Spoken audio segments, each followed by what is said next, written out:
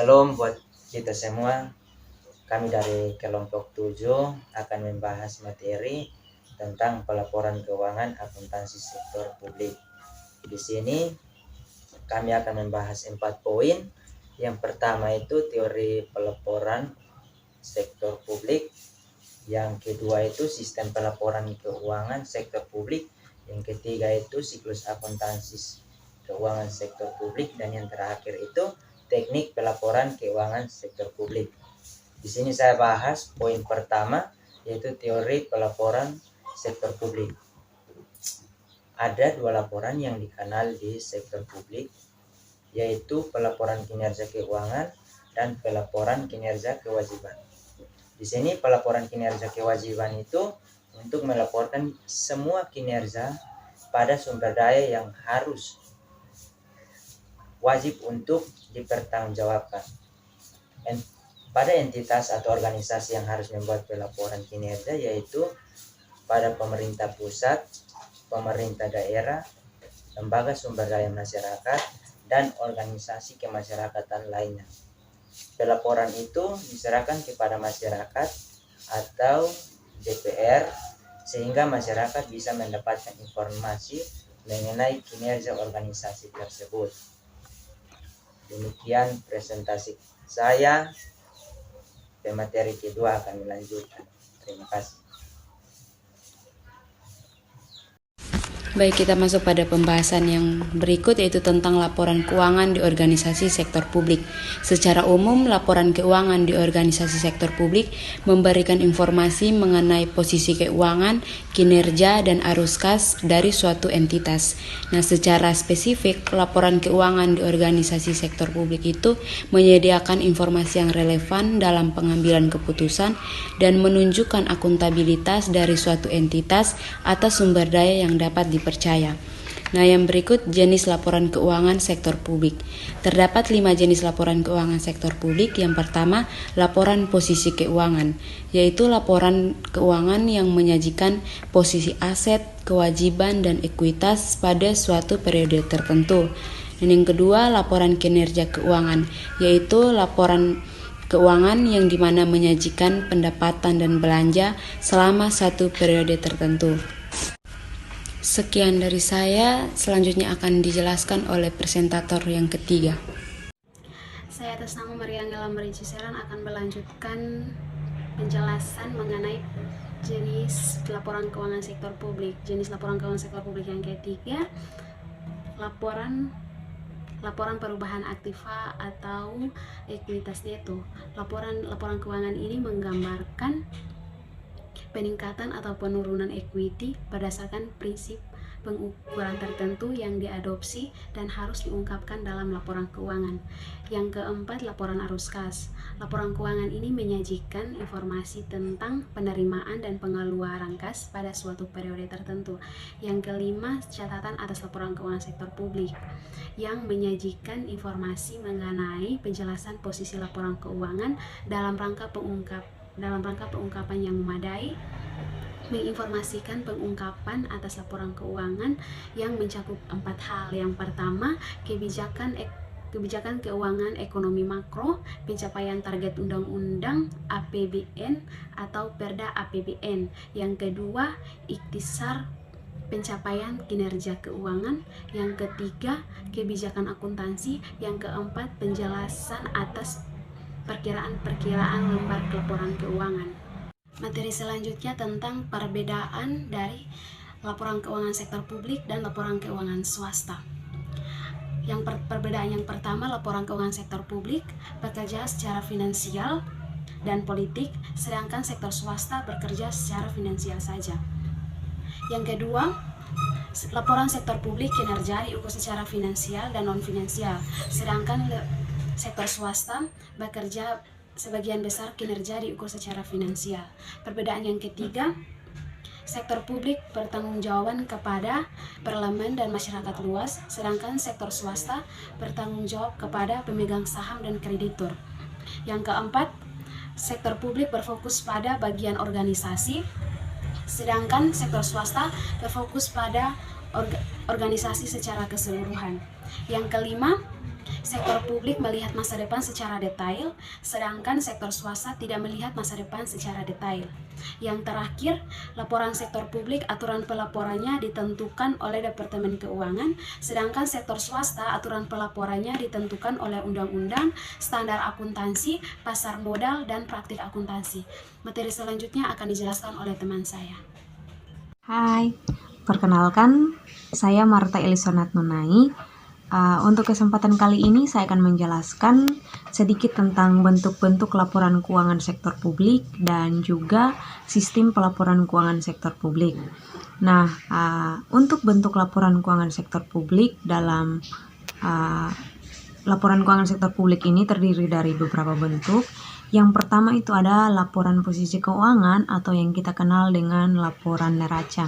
Nah, laporan keuangan atau yang kita kenal dengan laporan neraca ini itu menyajikan atau menggambarkan entitas suatu sektor publik.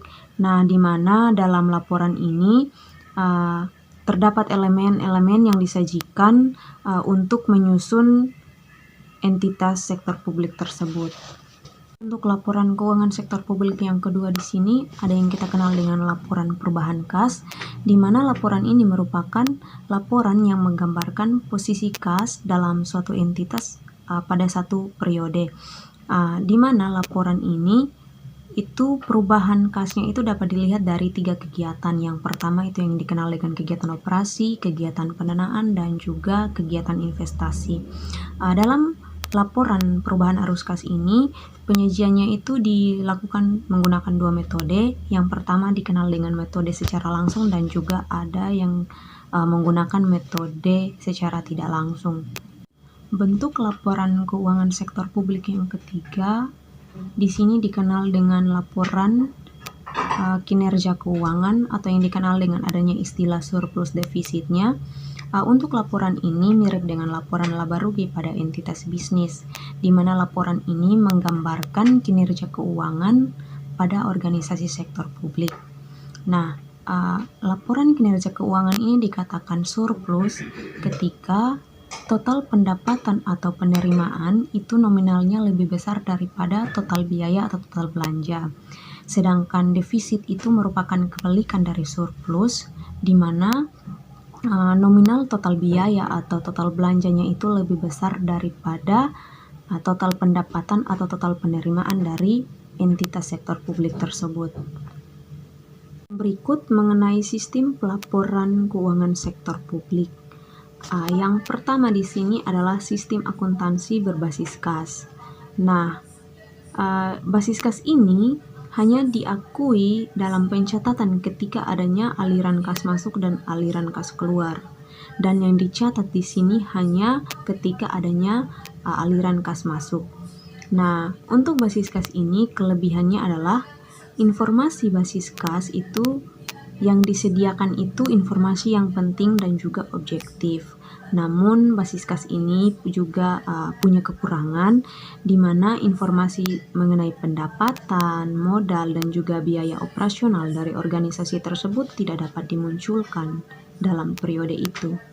Berikut itu ada yang basis akrual, pencatatannya itu basis akrual, di mana penerimaan dan biaya ditambah itu diakui karena diperoleh atau dicatat bukan sebagai uang yang diterima atau uang yang dibayarkan.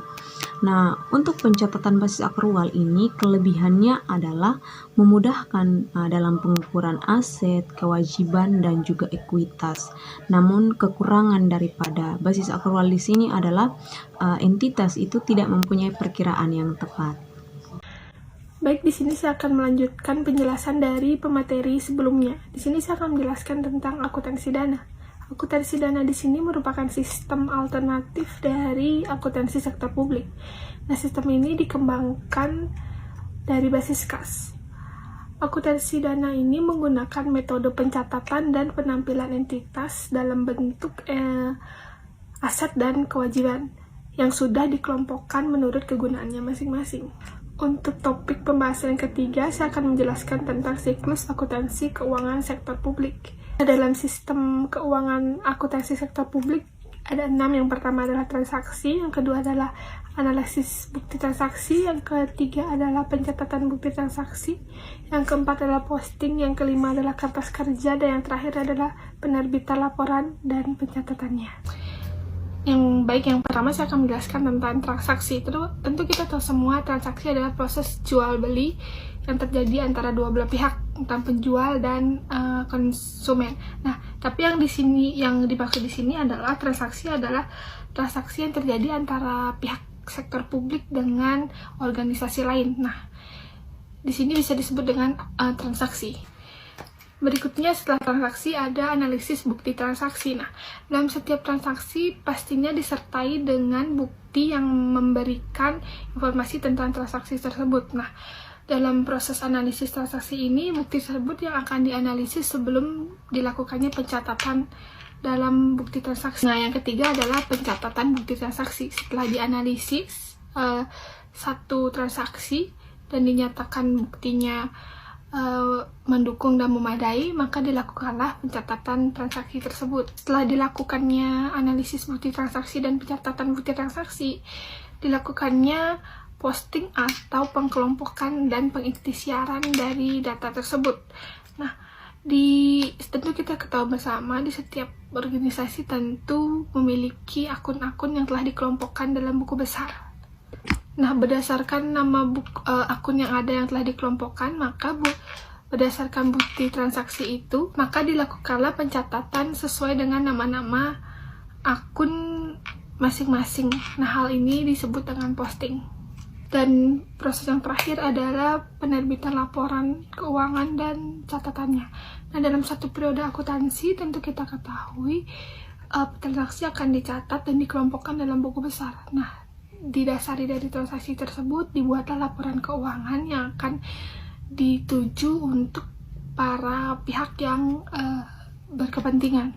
Untuk poin yang keempat, pembahasan dari kelompok kami yaitu tentang teknik pelaporan akuntansi keuangan sektor publik. Nah, dalam teknik pelaporan akuntansi keuangan sektor publik memiliki 3 tahapan, yaitu yang pertama adalah tahapan pencatatan, yang kedua adalah tahapan pengikhtisaran, yang terakhir adalah tahap pelaporan. Dalam tahap pertama, yaitu tahap pencatatan, dilakukannya pengidentifikasian pada bukti transaksi dan bukti pencatatan. Lalu berikutnya adalah kegiatan memindah bukukan dari jurnal berdasarkan kelompok-kelompoknya ke buku besar. Tahapan kedua yaitu tahapan pengikhtisaran. Kegiatan dalam tahapan pengikhtisaran adalah yang pertama adalah pembuatan neraca berdasarkan buku besar. Lalu berikutnya pembuatan ayat jurnal penyesuaian. Lalu berikutnya adalah kegiatan penyusunan kertas kerja atau neraca lajur. Berikutnya adalah kegiatan pembuatan pelaporan ayat jurnal penutup. Terakhir adalah pembuatan neraca saldo setelah penutupan. Nah, yang terakhir adalah tahapan pelaporan.